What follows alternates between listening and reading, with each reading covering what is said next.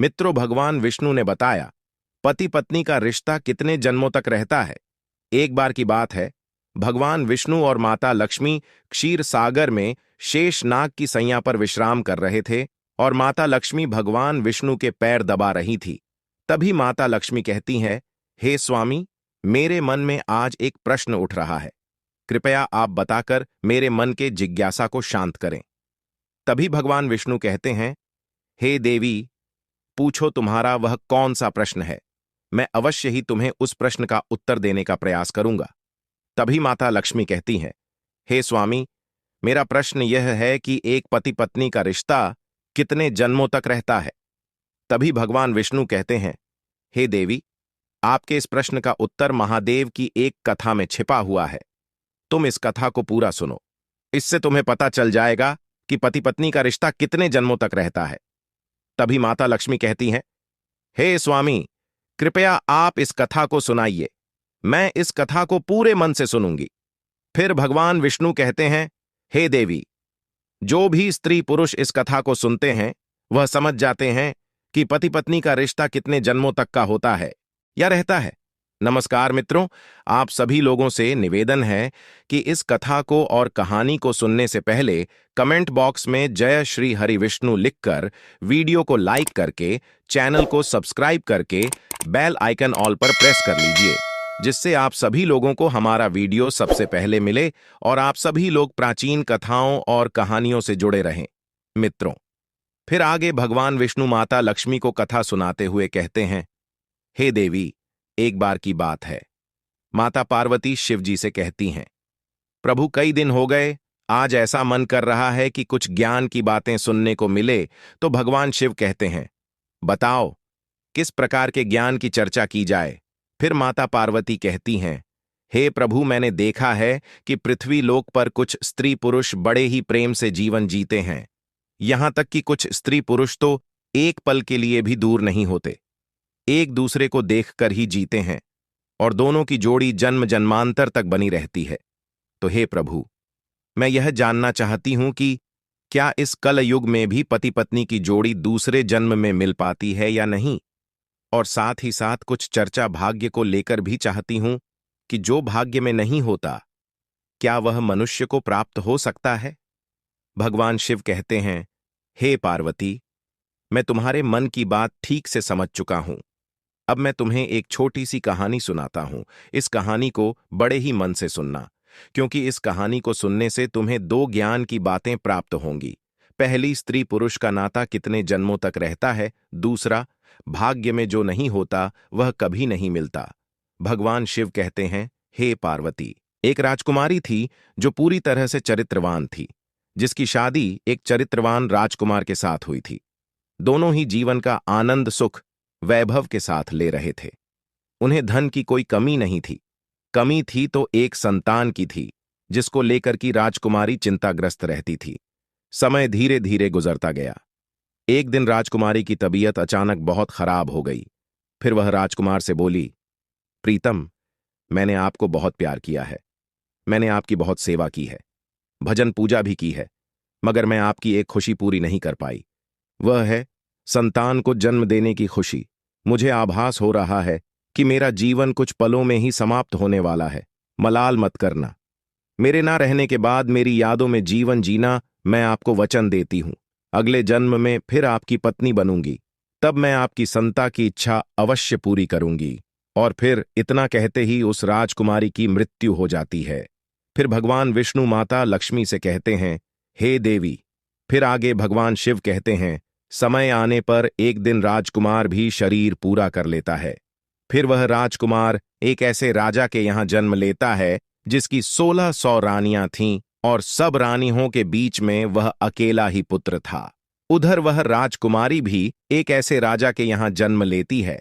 उसकी भी 1600 रानियां थीं और सभी रानियों के बीच में केवल एक ही पुत्री थी।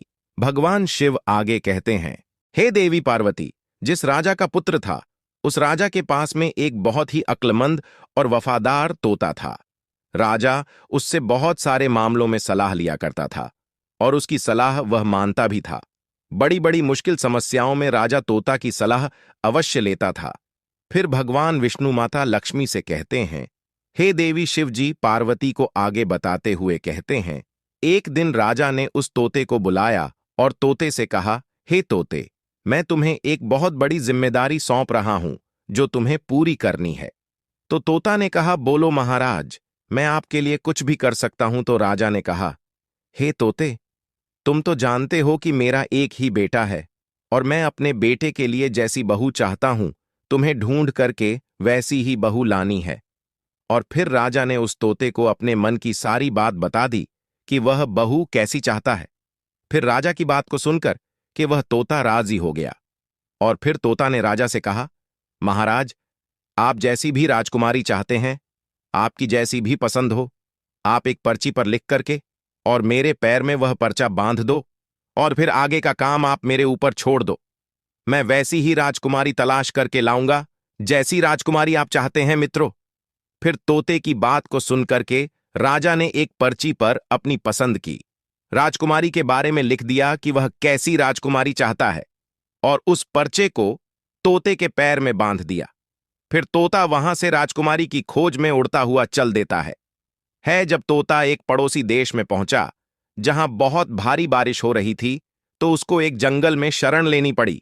उसको एक पुराना पेड़ मिल गया। इस पेड़ में खोखला था।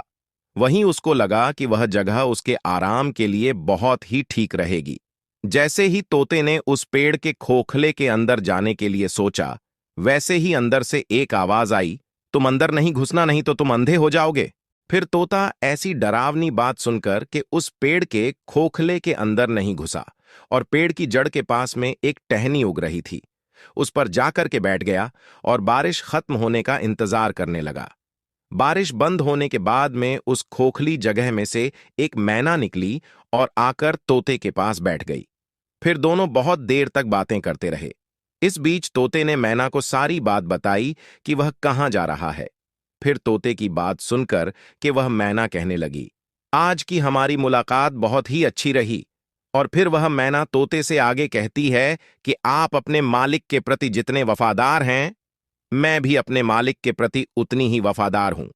आप अपने राजा के बेटे के लिए एक ऐसी राजकुमारी की तलाश कर रहे हैं जो उसके अंदर सभी गुण हो, तो मैं भी अपने राजा की बेटी यानी राजकुमारी के लिए ऐसे राजकुमार की तलाश में निकली हूं जिसके अंदर सारे गुण हो।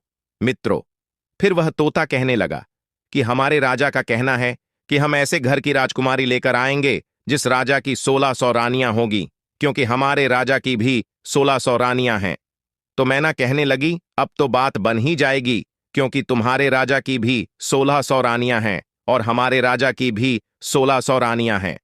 तुम्हारे राजा पर केवल एक राजकुमार है और हमारे राजा पर केवल एक राजकुमारी है। तुम्हारे राजा का राजकुमार भी सर्वगुण संपन्न है और हमारे राजा की राजकुमारी भी सर्वगुण संपन्न है।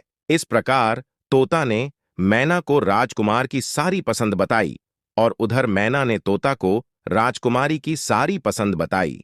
फिर तो वह तोता और मैना राजकुमारी के देश में आ गए, क्योंकि तोता मन में सोच रहा था कि मेरे मालिक का सपना पूरा हो जाएगा, उनकी ख्वाहिश पूरी हो जाएगी। क्योंकि वह जैसी राजकुमारी के बारे में सोच रहे थे, वैसी ही राजकुमारी उनके लिए आज मुझे मिल गई है। फिर भगवान विष्णु माता लक्ष्मी से कहते हैं, हे देवी शिवजी कहानी को आगे बताते हुए कहते हैं, हे देवी पार्वती, इस प्रकार जब तोता और मैना उड़ते हुए राजकुमारी के महल में पहुंचे तो महल के एक नौकर ने उनको देख लिया।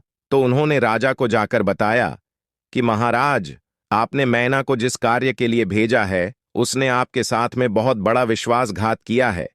वह राजकुमार की तलाश में कहीं पर नहीं गई, वह तो एक तोते के साथ घूम रही है। मैंने उसे तोते के साथ घूमता हुआ अपनी आंखों से देखा है और आपकी बात तो पूरी तरह से भूल गई है। आपकी आज्ञा का उसने उल्लंघन किया है। जब राजा ने अपने नौकर से ऐसी बात सुनी तो वह क्रोध में आ गया और वह तोता और मैना को दोनों को मारने का हुक्म देता है। जिस समय पर राजा ने तोता मैना को मारने की सजा सुनाई तो यह बात मैना को मालूम पड़ गई और मैना ने तोता से कहा, हम दोनों की जान यहां पर खतरे में है। जितनी जल्दी हो सके हम दोनों को यहां से कहीं दूर भाग जाना चाहिए। जल्दी से यहां से उड़ो, वरना दोनों बेमौत मारे जाएंगे। इससे पहले कि राजा के तीर हमको मारे, चलो हम यहां से कहीं दूर भाग चले हैं। और फिर ऐसा सोचकर कि वह तोता और मैना वहां से बहुत दूर उड़ गए। राजा के नौकर ने उनको मारने गए तो वहां पर वह तोता और मैना दोनों उन्हें नहीं दिखाई दिए। फिर वह नौकर उस तोता और मैना को बहुत खोजा, किंतु उसे कहीं नहीं दिखाई दी। और फिर अपने आप को यह तसल्ली देते हुए वापस आ गए कि लगता है तोता मैना को शाही हुक्म का पता चल गया, इसलिए वे किसी सुरक्षित जगह पर चले गए। अब तोता और मैना ने कुछ दिन तक इंतजार किया ताकि लोग उस बात को भूल जाएं। फिर उसके बाद में वे वापस महल आए और आकर के तोता राजा के दाएं घुटने पर और मैना राजा के बाएं घुटने पर आकर के बैठ गई। फिर तोता मैना ने राजा से पूछा कि आप हमको क्यों मारना चाह रहे थे? हम तो आपके वफादार हैं। आपके महल के नौकर हमसे जलते हैं, इसीलिए उन्होंने आपसे हमारी बुराई की है। हम दोनों तो आपको खुशखबरी सुनने आ रहे थे। हम दोनों तोता और मैना बड़ी शान वाले राजाओं के नौकर हैं, जो अक्लमंद भी हैं और अमीर भी हैं। हमने आपके साथ में हमेशा वफादारी की है। अब तोता और मैना अपने मन की बात बताते हैं और कहते हैं कि इस तोते के राजा के यहाँ पर 1600 रानियां हैं और आपको भी 1600 रानियां हैं। इस तोते के राजा के पास में केवल एक बेटा है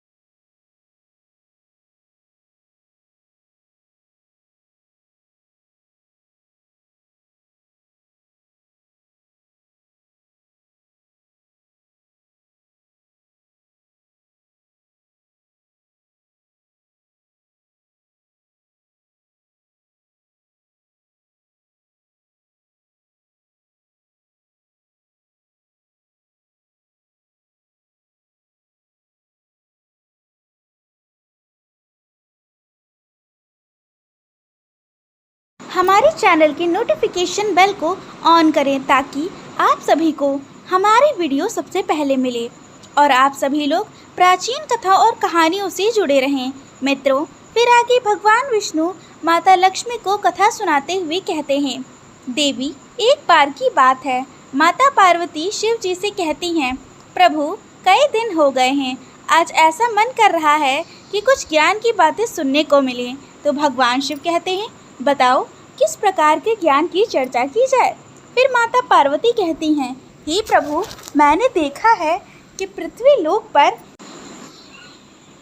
कुछ स्त्री पुरुष बड़े ही प्रेम से जीवन जीते हैं। यहाँ तक कि कुछ स्त्री पुरुष तो एक पल के लिए भी दूर नहीं होते, एक दूसरे को देख कर ही जीते हैं और दोनों की जोड़ी जन्म जन्मांतर तक बनी रहती है। तो हे प्रभु, मैं यह जानना चाहती हूँ कि क्या इस कलयुग में भी पति पत्नी की जोड़ी दूसरे जन्म में भी मिलती है या नहीं। और साथ ही साथ कुछ चर्चा भाग्य को लेकर भी की जाती है कि जो भाग्य में नहीं होता क्या वह मनुष्य को प्राप्त हो सकता है। भगवान शिव कहते हैं, हे पार्वती, मैं तुम्हारे मन की बात ठीक से समझ चुका हूँ। अब मैं तुम्हें एक छोटी सी कहानी सुनाता हूँ। इस कहानी को बड़े ही मन से सुनना, क्योंकि इस कहानी को सुनने से तुम्हें दो ज्ञान की बातें प्राप्त होंगी। पहले, स्त्री पुरुष का नाता कितने जन्मों तक रहता है। दूसरा, भाग्य में जो नहीं होता वह कभी नहीं मिलता। भगवान शिव कहते हैं, हे पार्वती, एक राजकुमारी थी जो पूरी तरह से चरित्रवान थी, जिसकी शादी एक चरित्रवान राजकुमार के साथ हुई थी। दोनों का जीवन आनंद सुख वैभव के साथ चल रहा था। उन्हें धन की कोई कमी नहीं थी। कमी थी तो एक संतान की, जिसको लेकर के राजकुमारी चिंताग्रस्त रहती थी। समय धीरे धीरे गुजरता गया। एक दिन राजकुमारी की तबीयत अचानक बहुत खराब हो गई। फिर वह राजकुमार से बोली, प्रीतम, मैंने आपको बहुत प्यार किया है, मैंने आपकी बहुत सेवा की है, भजन पूजा भी की है, मगर मैं आपकी एक खुशी पूरी नहीं कर पाई, वह है संतान को जन्म देने की खुशी। मुझे आभास हो रहा है कि मेरा जीवन कुछ पलों में ही समाप्त होने वाला है। मलाल मत करना, मेरे ना रहने के बाद मेरी यादों में जीवन जीना। मैं आपको वचन देती हूँ, अगले जन्म में फिर आपकी पत्नी बनूंगी, तब मैं आपकी संतान की इच्छा अवश्य पूरी करूंगी। और फिर इतना कहते ही उस राजकुमारी की मृत्यु हो जाती है। फिर भगवान विष्णु माता लक्ष्मी से कहते हैं, हे देवी।